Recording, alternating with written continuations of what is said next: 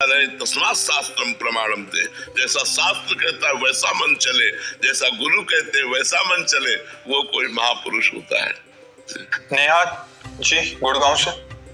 राधे राधे महाराज जी। महाराज जी, एक कथा में आता है कि जब एक बहुत भीड़ एक जने को मार रही थी तो वो ठाकुर जी से मदद मांगने लगा, तो ठाकुर जी बीच भोजन छोड़ के भागते भागते निकले पर वापस आ गए।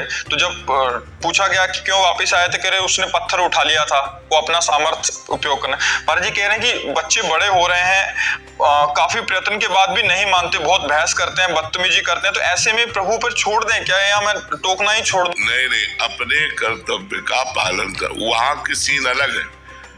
वो कथा ऐसी है कि एक संत अपना दंड कमंडल लिए बड़ी मस्ती से जा रहे थे नदी के किनारे किनारे, गंगा किनारे। तो एक धोबी ने कपड़े फैला रखा था, बहुत से कपड़े फैले हुए थे। अब वो भगवदानंद में इतने मस्त थे कि नीचे देखे ही नहीं। तो उसके दो चार कपड़ों में उसके पैर, तो वो जिस कपड़े से डंडा से कपड़ा धोता था ना चाटते, वो लेके दौड़ा मारने के लिए। तो भगवान एकदम सावधान हो गए। तो जब वो मारने के लिए दौड़ा तो संत ने अपना डंडा उठा लिया, तो भगवान शांत हो गए। तो रुक्मिणी जी ने पूछा शांत क्यों हो गए? बोले वो समर्थ है, वो निपट लेगा वो डंडा, नहीं तो मुझे लगा कि मुझे जाना पड़ेगा, क्योंकि अब वो भगवत चिंतन में। तो इसीलिए संत विरक्त और गृहस्थ आसक्त। अब आपका कर्तव्य है अपने पुत्र को पढ़ाना, डांटना, उसको सही मार्ग में लाना, ये कर्तव्य है। उस कर्तव्य में ये बात नहीं आती कि उस उदाहरण को यहाँ कर्तव्य। आप कोई सन्यासी थोड़ी हो, आप गृहस्थ हो। आपका कर्तव्य है अपने बच्चों को सत्मार्ग में चलाना। दोनों अधिकार के द्वारा हम उनको उन्नतशील बनाए, उन्हें समाज सेवी बनावे, उन्हें राष्ट्र सेवी बनावे, उन्हें भगवत भक्त बनावे। तो ऐसा हमारा कर्तव्य है। सूरज शर्मा जी हाथरस। श्री हरिवंश महाराज जी। महाराज जी, मनुष्य जीवन का उद्देश्य क्या है? यदि मनुष्य को अच्छे कार्य करने के लिए बनाया गया है तो इतने पाप और अधर्म कार्य क्यों करता है वो? ये तो उसकी भूल है। मनुष्य जन्म का कर्तव्य है साधन धाम मोक्ष कर द्वारा इस मनुष्य शरीर को पा करके हम मुक्त हो जाएं, हम भगवान को प्राप्त हो जाएं। पर वो अच्छे कर्म छोड़ करके बुरे कर्मों में, जैसे पानी को छोड़ो तो नीचे ही जाएगा, उसकी नीच गति है। पानी को कहीं भी छोड़ो उसकी नीच गति, अधोगति है। ऐसे मन और इंद्रियों को छोड़ दो तो इनकी नीच गति है। पापमय आचरणों में इनको बड़ा सुख मिलता है, इंद्रियों को। तो मनुष्य अगर अपने मन को ऊर्ध्वगामी बनाना चाहे तो जैसे जल को नीचे की गति वाले को ऊर्ध्वगामी बनाने के लिए यंत्र की आवश्यकता है, ऐसे ही मन को जो अधोगामी हो रहा है, इंद्रियों के भोगों की तरफ जा रहा है, उसे सावई मना कृष्ण पदारविंदयो, भगवान के चरणारविंद की तरफ लगाना है तो मंत्र की आवश्यकता है। इसीलिए गुरु बनाया जाता है, गुरु के चरणों का आश्रय लिया जाता है, उनसे नाम मंत्र लिया जाता है, उनसे नियम लिए जाते हैं, जिनके द्वारा हम मन को धीरे धीरे गंदे आचरणों से हटाकर अच्छे आचरणों में लगाकर भगवान को रिझा सके, भगवान को प्रसन्न कर सके। पर मनुष्य भगवान को छोड़ करके भोगों में रत हो गया, भगवान को छोड़कर मनमानी आचरण करने लगा। आज आप लोग सत्संग सुन रहे हैं तो धीरे धीरे आप अपने मन को संभाल रहे हैं। बहुत से भाई बहन आते हैं कि हमारे आचरण गलत थे, हमने सत्संग सुन करके सुधारा। तो सत्संग ही सुधार सकता है, अध्यात्म ही आपको पवित्र कर सकता है, अध्यात्म ही आपको जीने की कला सिखा सकता है। नहीं तो आज पाप करोगे कल भोगना पड़ेगा, मिट जाओगे, किसी काम के नहीं रहोगे। जब भोग आते हैं, जब शरीर में पीड़ा होती है, तब कोई सहारा नहीं दिखाई देता है भगवान के सिवा। और भगवान से संबंध नहीं रखा तो उस समय भगवती स्मृति होती नहीं है। जीव महान दुखों को पाल सो परत्र दुख पावे, सिर धुनि धुनि पछताए, काले कर्म ईश्वर मिथ्या दोष लगाए। इसलिए अभी भजन कर लो, अभी नाम जप कर लो। प्यारी PS एचरी। श्री हरिवंश महाराज जी। गुरुदेव भगवान, आपकी कृपा से श्री धाम वृंदावन का वास का परम सौभाग्य मिला, फिर भी मन बहुत कमजोर सा हो गया महाराज जी। आत्मविश्वास की कमी है एवं लोगों से मिलने व बात करने से भी डर लगता है। मैं इस डर और संकोच को कैसे दूर करूं महाराज जी? हाँ, डर लगना ही चाहिए, जैसे दूर नहीं करना। लोगों से डरना चाहिए, लोगों से बातचीत करने से साधक को या साधिका को हटना चाहिए। अब मन कमजोर क्यों हो गया है? क्योंकि उसे विषय नहीं मिल रहा, उसे प्रपंच नहीं मिल रहा। मन की खुराक है प्रपंच, तो इसे कमजोर नहीं करना, इसे तो मार डालना है। विषयी मन को तो मार डालना है। मन मार्या तन बस में कीना, हुआ भरम सब दूर। मन के दो विभाग, एक सत्य विभाग, एक असत्य विभाग। जो गंदी बातों वाला विभाग, उसे तुम्हें नष्ट कर देना है। तो वही कमजोर हो रहा है, वही निराश हो रहा है, वही उदास हो रहा है, उसकी हमें परवाह नहीं है। इसमें बेपरवाह बुद्धि से चलो, ज्यादा मन को दुलार मत करो और ज्यादा लोगों से मिलो जुलो मत।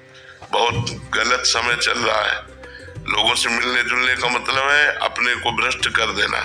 बिल्कुल दूरी बना के चलो, एकांतवास करो, खाओ पियो, भजन करो। नहीं मन लग रहा है, सो जाओ। प्रपन सोए पाँव पसार, व्यास भरोसे कोर के सोवत पाँव पसार। जब जगे तो राधा राधा राधा राधा राधा, नहीं तो अपना सो गए। किसी से प्रपंच नहीं किया, किसी से मिले जुले नहीं, किसी से। उर्मिला जी कोलकाता से। राधे राधे महाराज जी। महाराज जी, जीवन से जब हार गए तो आपका इधर मिला महाराज जी। महाराज जी, मेरे मन में एक प्रश्न चलता है कि मेरा जन्म ही क्यों हुआ? जब तक कर्म परंपरा नष्ट नहीं होगी तब तक जन्म होता रहेगा। इसलिए भजन करो और भगवान से प्रार्थना करो कि तुम्हारी कर्म परंपरा को नष्ट कर दे। जब आचार्य गुरु की शरण में होकर को भजन किया जाता है तो भजन धीरे धीरे हमारे कर्मों को भस्म कर देता है, तभी हम मुक्त होते हैं। नहीं, जब तक एक भी कर्म रहेगा वो जन्म लेने के लिए विवश कर देगा। इसलिए जन्म मरण से मुक्त होने के लिए सब कर्मों को नष्ट करना है। संचित कर्म भगवान की शरणागति से नष्ट हो जाते हैं। क्रियमाण भगवान की शरण में इसलिए अच्छे होते हैं, और प्रारब्ध भगवान की शरण में रहकर हम उसे भोग लेते हैं। हमारे सारे कर्म खत्म हो जाते हैं। जो अच्छे कर्म भगवान को समर्पित है, जो प्रारब्ध भोग है वो हम भोग लेते हैं, और जो संचित कर्म है वो भस्म हो जाते हैं, जीव मुक्त हो जाता है। इसलिए नाम जप करो, खूब भजन करो और भगवान से प्रार्थना करो कि हमारा अगला जन्म ना हो। अगर हो तो आपकी भक्ति से युक्त हो, अच्छे आचरणों से युक्त हो, समाज सेवा करे, देश सेवा करे, सब में आपका भाव रखे, ऐसा मेरा जन्म हो। सोनिया जी। राधे राधे महाराज जी। गुरुदेव भगवान, हमें कैसे पता चलेगा कि हमारा भजन खर्च हो रहा है? भजन खर्च की तो पूछो मत। अगर ऐसे तुम भजन के स्वामी बनोगे तो सब खर्चा हो जाएगा। सरकारी बैंक में जमा कर दो, कुछ नहीं खर्चा होगा। भगवान को जमा कर दो, जो भजन करो कृष्णार्पणम वस्तु करो, भगवान को समर्पित कर दो। और ऐसे अगर तो कोई अगर इतना भी प्रणाम करता है तो तुम्हारा भजन लेता है, तुमसे बात करता है तो तुम्हारा भजन लेता है, तुम्हें वस्त्र भोजन सुख सुविधा जो भी देता है वो सब भजन लेता है। अगर हम भगवान की शरण में हैं और अपने भजन को भगवान को समर्पित कर देते हैं तो हमें कोई वस्त्र देता है तो हमारे भगवान दिए, हमें भोजन दिया तो मेरे भगवान ने दिया, मुझे वास दिया तो मेरे भगवान ने दिया। तो हमारा भजन खर्चा नहीं होता, हम भगवान की कृपा से पाले पोसे जाते हैं और भजन से भगवत प्राप्ति हो जाती है, भगवत कृपा से भगवत प्राप्ति हो जाती है। अगर भजन के स्वयं ठेकेदार बनेंगे तो खर्चा ही खर्चा है। किसी को कटवचन बोल दिए, किसी की निंदा सुन ली, किसी की निंदा कर दी, हमारे भजन क्षीण हो जाएगा। अमीशा आजाद जी कलकत्ता से। राधे राधे महाराज जी। महाराज जी, आप कह रहे हैं कि जिम्मेदारियां निभाते निभाते भावनात्मक थकान बहुत हो गई है। महाराज जी, अभी कैसे पहचानूं कि क्या मुझे करना चाहिए या मुझे छोड़ देना चाहिए? नहीं करना चाहिए। थकान इसलिए हो गई कि भगवान से कनेक्शन आप नहीं रखे। अगर सब में भगवत भावना रखती, पति में, पुत्र में, परिवार में, मित्र में, संसार में, तो जिसके साथ जो भी कर्तव्य कर्म करती वो कर्म भगवान को अर्पित कर देती। आपका नया उल्लास, नया उत्साह, नया आनंद बना रहता। ऐसे संसार में थकान तो आ ही जाती है। अब शुरू कर दो, जो भी कर्म करो भगवान को समर्पित करो, शेष समय राधा राधा नाम जप करो। देखो मन उल्लसित हो जाएगा, मन आनंदित हो जाएगा, थकेगा नहीं मन। अब अगर भगवान से कनेक्शन नहीं रखोगे, संबंध नहीं रखोगे तो संसार में तो थक ही जाएगा। बहुत दुखमय संसार है, कहाँ तक हम इसको ढोएंगे? तो इसका कभी अंत थोड़ी हुआ है। तो हमको अपना काम बनाना है। हर कर्म हर संबंध से जो है वो भगवान को अर्पित करके नाम जप करो तो थकान नहीं लगेगी, संसार में आनंद पूर्वक जीवन व्यतीत हो जाएगा। तेजराज मौर्य जी, राधे राधे महाराज जी। महाराज जी, मैंने फेसबुक से 3 साल से आपका वीडियो देख रहा हूँ और राधा नाम जप करने लगा हूँ, लेकिन कुछ लोग कहते हैं कि बिना गुरु के ज्ञान अधूरा है महाराज जी। तो महाराज जी, मुझे गुरु बनाना चाहिए या राधा नाम? नहीं, हमको ये बताओ कि जब आपने राधा नाम लिया तो आपने माना कि नहीं माना, किन संत से लिया? तो बस हो गया फिर गुरु का मतलब यही थोड़ी कि कंठी बंधवा ले तभी बात होती है। गुरु मानने से होता है, गुरु बनाने से नहीं होता, गुरु मानने से होता है। अगर आपने गुरु बना लिया, गुरु की मानी नहीं तो नरक जाओगे। और आपने कंठी नहीं बंधवाई, तिलक नहीं लगाया, लेकिन एक एक बात मान रहे तो आपका कल्याण हो जाएगा। गुरु मानने से कल्याण होता है, गुरु बनाने से नहीं। ये पक्की बात समझो। संसारी लोग नहीं, अगर हमारी इच्छा है तो हम कंठी बंधवा लेते हैं, हमारी इच्छा नहीं है तो हम इनको गुरु मानते हैं, इनकी बात पे चलते हैं, बस हो गया।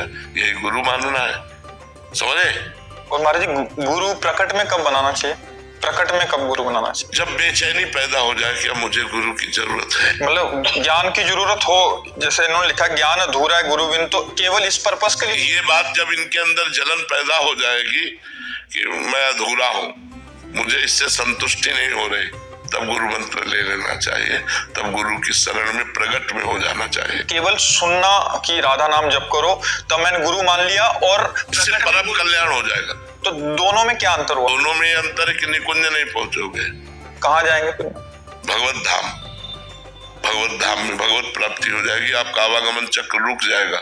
लेकिन निकुंज में प्रिया प्रीतम के समीप पहुंचने के लिए फिर आपको गुरु परंपरागत जो मंत्र है, वो मंत्र इसीलिए आया है, आचार्य परंपरा से मंत्र है, उस मंत्र और स्वरूप का बोध कि हम प्रियाजू की दासी हैं, हम प्रियाजू की सहचरी है, या जो जैसे राम जी के धाम अगर उनकी भावना बनी कि मैं उनका दास बन के जाऊं तो जाएंगे, नहीं तो जैसे तरंग समुद्र में लय होगे, जैसे आवागमन से मुक्त हो जाओगे।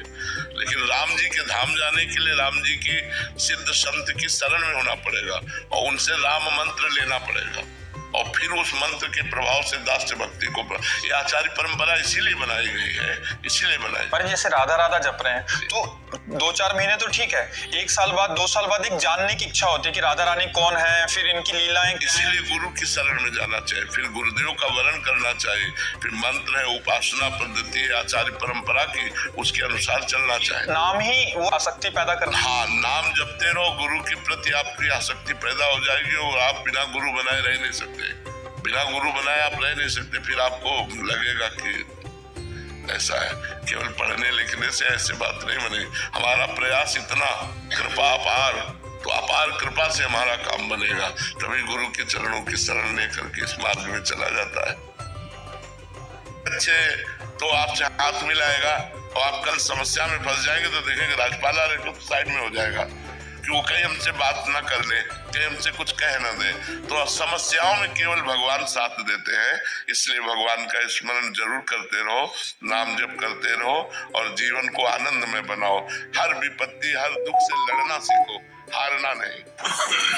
हमारे स्वामी प्रेम सुगंध जी है महाराज जी, कल उन्होंने एक संदेश दिया कि महाराज जी के चरणों में जा रहे हो तो ये बात जरूर बोलिएगा कि महाराज जी ने साबित किया है कि शास्त्र ठीक कहता है और ईश्वर है। आपको देख के ये पूरा प्रमाणित हो गया कि ईश्वर है। और आप मैं बहुत बोलना चाहता था, मुझे कुछ आ ही नहीं बहुत बात कितने दिनों से हमारी श्रीमती जी है राधा जी की, और वो लेके साथ में चलती हैं। आज वो हमसे झगड़ा करेंगे कि आप अकेले, तो अगली बार आपका आशीर्वाद मिले श्रीमती जी। और नाम जप करते रहिएगा और हर समस्या में मजबूत रहिएगा, टूटिएगा नहीं। कभी कोई भी परिस्थिति आवे टूटिएगा नहीं। भगवान को याद कीजिएगा, वो बहुत सहयोग देते हैं, बहुत बल देते हैं, वो बहुत आनंद समुद्र है। हम लोग उनको भूल गए हैं, इसीलिए पछता रहे हैं। नहीं तो इतने कृपा समुद्र के, देखो हमने कोई पुण्य नहीं किया, मुझे मनुष्य शरीर दिया, आंखें सही दी, काम सही दिए, मान लो मुझे अंधा बना देते, मुझे गूंगा बना देते। हमें भगवान ने सर्वांग पुष्ट दिया। अब मुझे चाहिए कि उन भगवान को एक बार देखें, उन